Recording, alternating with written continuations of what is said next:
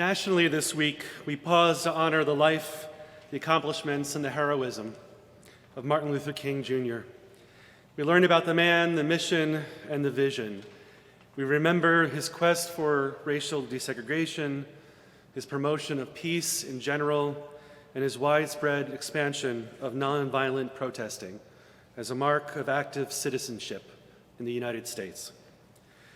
We encourage civic volunteering this weekend. As a nation, we also tend to take a day off, many of us, from work tomorrow, and our schools will be closed, as will our office. It wasn't until 2000 that the holiday was observed in all 50 states. Interestingly, the holiday, and this is a quote from the history notes, the holidays combined with Civil Rights Day in Arizona and New Hampshire. While it's observed together with Human Rights Day in Idaho, it's also a day that is combined with Robert E. Lee's birthday in some states. Apparently Alabama, Arkansas, Georgia, and Mississippi. We honor his legacy now in ways that we never could honor his life for when he was still living. We in the states, at least, our collective national consciousness, use different ways to single him out. We use dogs and we use fire hoses. Most of us will remember the classic photo, and some of us in this room were active in the call to justice during that time. And finally, tragically, a gun. We pick a day as good as any other to remind ourselves that we're not always our best selves when it comes to integrity of character, to remind us of the importance of compassion for our neighbor, and maybe to dream once more that there might be another way, to remember our moral failure as a nation. We take a weekend each year to mark the truth that something great happened on this soil, something that grew from centuries of pain and suffering, something that was brought most notably into pinpoint clarity by this man and so many other hidden figures supporting and leading up to his clarion call. I'm going to talk a lot about the hidden figures in this sermon today. Something great that was an appropriate and fitting and remarkable and yet a simply necessary response to the torpor of our collective consciousness, otherwise was mired at the time and maybe likely still today. On this weekend, we thank you, Mr. King, for your dream, for your vision, for your sacrifice, even as we mourn and regret that such a sacrifice was apparently needed or allowed to occur. And we try to shake ourselves once more to realize that each of us are people left to pick up the mantle once more, and still. May our hearts come to know a way to celebrate that goes beyond the ready ease of just another day off that otherwise might pass us by unremarkably.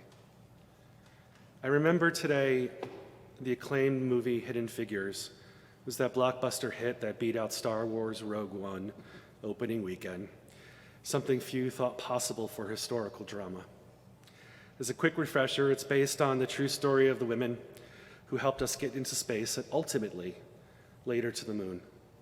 The story focuses on 3 African-American women, in particular among a larger cadre of African-American women who were part of the Human Computing Program at NASA. Dorothy Vaughan, NASA's first African-American supervisor, Katherine Johnson, a mathematician who calculated the trajectories for Glenn's Friendship 7 mission, and Mary Jackson, who according to NASA, quote, may have been the only black female aeronautical engineer in the field, end quote, in the 1950s. I can't recommend the movie enough. It's well worth seeing. And if you're feeling despair at what might be in these days, this movie may rekindle a sense of hope in difficult times. I think I can safely say, without spoilers, that the United States eventually does get out to space. As a kid, I was a strong science junkie. I loved all things science fiction, I still do, all things that involve dinosaurs and all things about space. There's an old comic graphic about people's awareness of dinosaur names that peaks during our young child age years and then spikes up again when we're grandparents listening to our grandkids. I was one of those kids. who ate it all up. I would sit glued to any science discovery show on TV. I took every science class my school offered. I wondered if I would turn out to be an astronaut or a marine biologist or even an archaeologist. Despite it all, I never once heard those women's names until I saw this movie, Hidden Figures. These three women were impeccable, patient beyond all reason, brilliant, strong, and integral to the success of the race to space. And although Katherine Johnson would receive a Lifetime Achievement Award in 2015 for her 33-year career at Langley, we as a nation waited 65 years to tell their story to the wider public.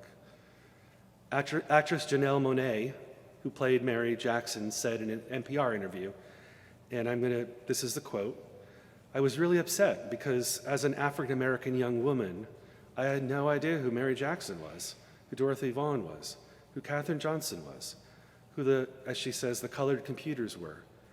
I had no idea. And I'm just like, this clearly had to be a mistake. These are American heroes. Without their brains, without their hard work and dedication to NASA and the long hours that they worked together, we would have not made it into space. We would not have made it into orbit." End quote. These three women were cultural and scientific saints in their own ways, and we couldn't tell their story, not for that 55 or 60 years. In the 1960s, America wasn't ready to share the celebration of one of humanity's shining intellectual achievements with three black women, stellar or not. We widely know the story of Rosa Parks, who was the public face of the Montgomery bus boycott, and she deserves every credit given to her for her prophetic voice calling out in the wilderness of segregated America. NPR writes about her, "Few people know the story of Claudette Colvin. When she was 15, she refused to move to the back of the bus and give up her seat to a white person. 9 months before, Rosa Parks did the same very thing." Most people know about Parks and the Montgomery, Alabama bus boycott that began in '55, NPR says, but few know that there were a number of women who refused to give up their seats on the same bus system. Most of the women were quietly fined, and no one heard much more. When asked why she is little known and why everyone thinks of only Rosa Parks, Colvin says the NAACP and all the other black organizations felt Parks would be a good icon, but she's an adult, and they didn't think teenagers would be reliable. She also says that Parks had the right hair and the right look. Her skin texture was the kind that people associate with middle class, says Colvin. She fit that profile. After Colvin's arrest, she found herself shunned by parts of the community. She experienced various difficulties and became pregnant, and civil rights leaders felt she was an inappropriate symbol for a test case. Now, I do not bring this up to be critical of the practical decisions of leaders in the civil rights movement, rather than reflect on one of our tendencies to find any way to quiet our prophets. Those leaders making informed strategic choices to address our collective cultural bias, so they shouldn't be blamed for speaking to the times. If Vaughan, Johnson, and Jackson could get us to the moon and back, and we couldn't speak of them, how would we ever hear the truth coming from a 15-year-old girl who didn't look the part of respectability politics? There's a very commonly read poem by Mary Oliver in UU Spaces called Wild Geese, which claims, "You do not have to be good, you do not have to walk on your knees for 100 miles through the desert repenting." Mary Oliver is not only a frequently heard poet in many UU congregations, but this poem is literally in our hymnal. So one could say her poetry informs our lived or practical theology. And yet some of us have to do better than good. Some of us do have to walk on our knees for 100 miles to be heard, to be valued, to be an impact on the wider story, and to be known for that impact. In fact, we as a nation have all too often demanded that of our prophets. In order to be heard, it is one of the tools of oppression to silence our prophets, make them adhere to a perfect standard, or invalidate their message by attacking their character. It's a strategy we're taught as kids is wrong in debate class, but as adults we fall prey to it again and again. None of us have to look too far in contemporary news stories to hear this old trick play itself out over and over. One, the woman who's been assaulted being blamed because she wasn't chaste, or trans folk being implied to be pedophiles for needing to just use a bathroom. Young black teens gunned down in our streets, being described as thugs in the news when their only offense was playing outside their homes. That woman, that trans person, that teen are today's next prophets, crying out in the wilderness for a more just world. When we find ourselves quieting down or negating their message of truth over some perceived imperfection, we're silencing our collective conscience bit by bit. That which stirs in us unease should not be confused with being wrong. We're just uncomfortable. Too often we become complacent with what is actually wrong in the world, and that feeling of unease is trying to tell us something. Complacency can be the death of the spirit. It can also allow threats to our neighbors to go unchallenged, as a history is rife with such tragic stories. Martin Luther King Jr. is such a prophet who we as a nation have tried over and over to quiet how his story gets retold. We remember his visionary speech often about dreams that we can all find our place in, and forget his more challenging messages like this, quote, "The ultimate measure of a man is not where he stands in moments of comfort and convenience, but where he stands at times of challenge and controversy." He asks us to get uncomfortable. Or his reminder in the letter from Birmingham City Jail in 1963 that read, "Freedom is never voluntarily given by the oppressor, it must be demanded by the oppressed." And in that same letter, King would go on to lament, "Over the past few years, I have been gravely disappointed with the white moderate. I have almost reached the regrettable conclusion that the Negro's great stumbling block in this stride toward freedom is not the White Citizens Council or the Ku Klux Klan, but the white moderate who's more devoted to order than to justice, who prefers a negative peace, which is the absence of tension, to a positive peace, which is the presence of justice." Hearing his words travel 61 years ahead to today, I think of all the protests over the last few years where in one breath pundits would extol MLK's calls for freedom, but pretend he didn't shut down roadways in Selma or demand desegregation in our neighborhoods in 100 public ways. It's another form of doublethink that's alive and well in our national conscience, and we need to nurture that healthy unease to it. I want to talk a little bit about our second principle, where we covenant to affirm and promote justice, equity, and compassion in human relations. I personally talk about understanding our principles as religious promises that we make and remake again and again.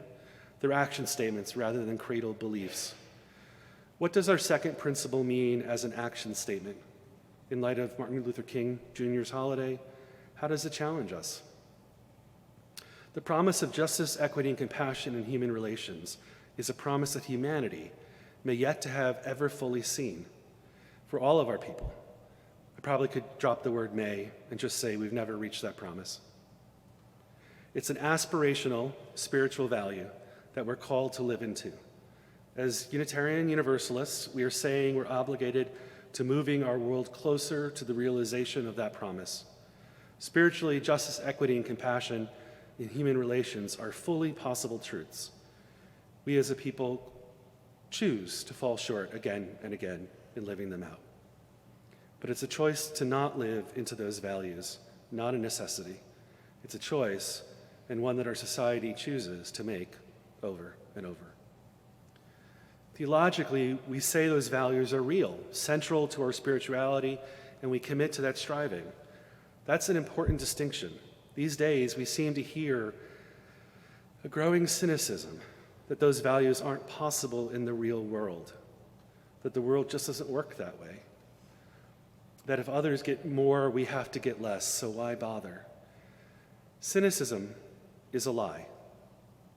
It draws us deeper and deeper back out of our centered spirit. It separates our spirituality from the potential in creation, and it makes us forget our own holy powers.